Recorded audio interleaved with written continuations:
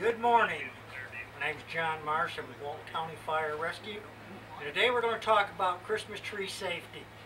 And before we get started in that, we have some of our Walton County cadets from the local high school program, and I'd like to introduce them, or have them introduce themselves to you, starting with this person right here. Hi, my name is Aaron Ross and I go to Loganville Christian Academy. Hunter Quinn from Loganville High School. Cameron Parr from Monroe Area High School. Michael Baker from Monroe Area High School. Thank you, guys. The rest of the class couldn't make it today because they had to attend school. Like I said, we're going to talk about Christmas tree safety. And already, many of you have already purchased your own Christmas trees, but one of the first things you do when you go out onto the lot, you want to go ahead and make sure that your Christmas tree is green. And you can test that by pulling the needles on the limbs. If you get a lot of needles, I think you better suggest another tree. Get yourself a good green tree. Secondary, when you get the tree home, go ahead and cut about 2 inches off the bottom of the tree. The reason that you do that is because these trees, most of them come out of North Carolina, and during transport and after they're cut in October, the pitch seals around the base of the tree.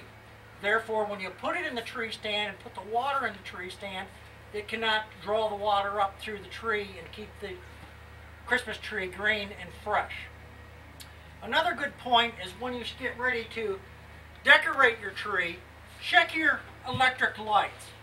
Make sure that you don't have any loose connections or broken bulbs, bare wires. If you do, just throw them away. Another thing that you do when you buy your lights, and this year when you inspect your strings, make sure they have a tag of approval. Usually a UL approval would be what's required. And that would ensure that the lights have been tested and they're safe to use on the tree. There are 2 types of lights you can use. There are indoor lights and outdoor lights. Make sure you use the appropriate lights. They come in different types of factors. Many of the factors are a small form factor, which are like LED lights. Those are called micro lights. And you can hook up to 3 or 4 strings of those together. With the old-fashioned lights, the kind that I'm used to, are the screw-in base lights. They're like C3s or C1s. And those use a lot more electricity. They get a lot more hotter when they burn. So make sure that you follow the manufacturer's recommendations when you use those on your tree. So those are a couple of the things that we want you to look at when you, for Christmas tree safety. Back in Paul's days, they used to use candles on the trees. Today's we don't use candles very much. Recommend that you do not use candles with your Christmas tree. Another point that I want to bring out with the Christmas tree safety is when you go to bed or when you leave your home, please unplug your Christmas tree or turn off the lights. We have a lot of fires start because no one's home and they've left the lights on the tree. So whenever you go to bed, whenever you leave home, turn off your lights on your Christmas tree. It's a fact that 1 out of 3 Christmas tree fires are caused by electrical problems with the tree. Although Christmas tree fires are rare, the fact is that if we do have a Christmas tree fire, they are pretty dramatic and cause a lot of damage. And we'll be demonstrating that here in just a few moments. And finally, the last thing I would like to mention to you is that at the end of the year, after Christmas, don't leave your tree in the house. Take it outside. Don't lean it up against the house. Take it to the Walton County Recycling Center and dispose of it there. That concludes my written or my verbal presentation on this. I'd like to now go ahead and demonstrate a fire with this tree. In this situation here, we have a lit Christmas tree. It's a relatively green tree. We've got some packages around the bottom of it to simulate Christmas packages, and a sofa. So if I can get the cadets to step out, we'll go ahead and we will simulate a Christmas tree fire for you. Christmas tree to ignite, I have a couple other things I'd like to mention. Is that where you place your Christmas tree is also important in your home. Do not place it next to radiators, heat sources, and the like. I know in my house, where we place our Christmas tree, I shut off the register so that I don't have the hot air blowing on the tree. A lot of this information that I've talked about today can be found on a website of the National Firefighting Protection Agency, or NFPA, and that web address is www.nfpa.org.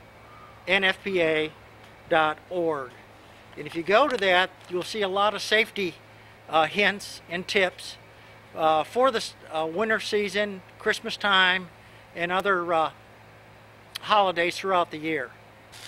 If you look low to the bottom of the tree, you can see the fire starting. This would be simulating an electrical fire. The fire has shorted out the lights.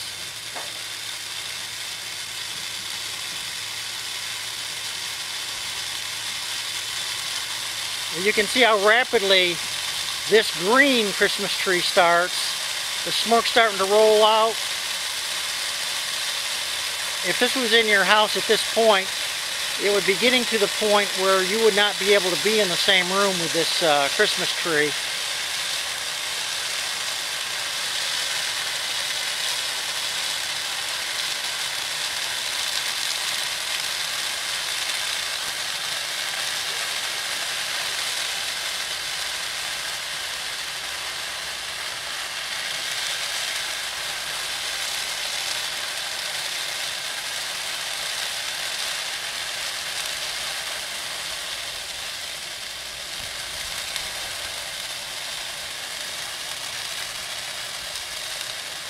As you can see through the smoke, you can see at this point that the tree is completely consumed.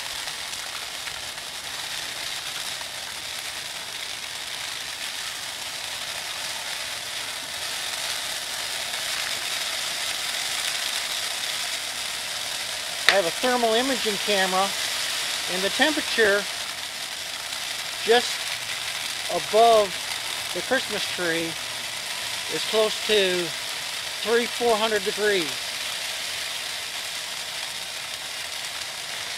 The tree itself is over 1,000 degrees.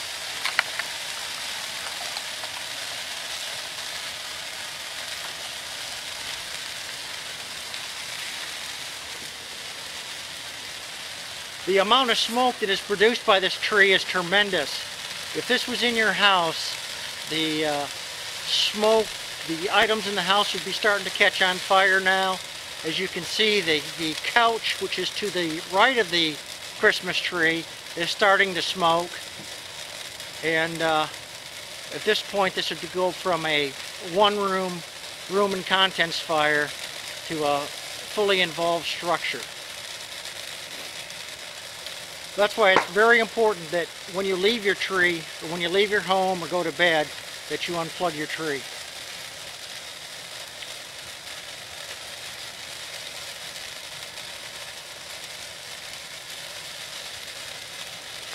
A couple more points that I want to reiterate is that one of every 3 home Christmas tree fires are caused by electrical problems.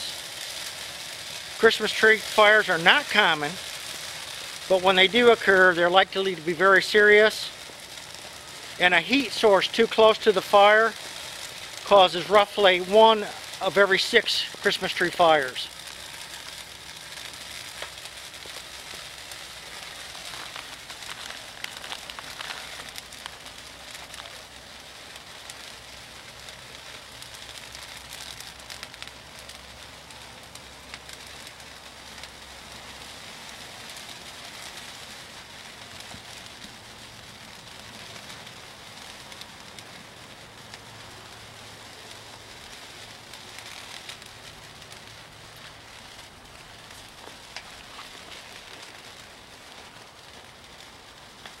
Now we're getting a lot more black smoke out because the couch is on fire and is off-gassing hydrocarbons.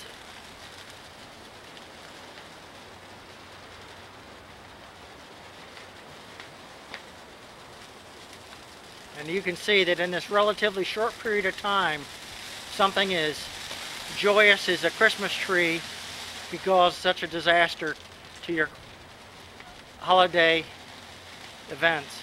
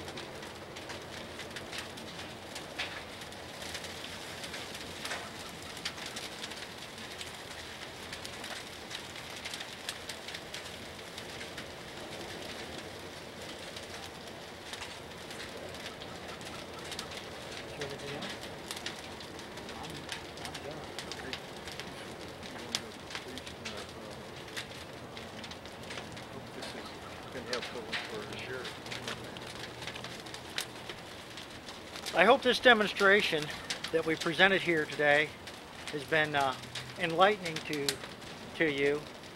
It's not to scare you, but it's to make you aware that accidents do happen, and a lot of these fires can be prevented by taking a few of the safety cautions.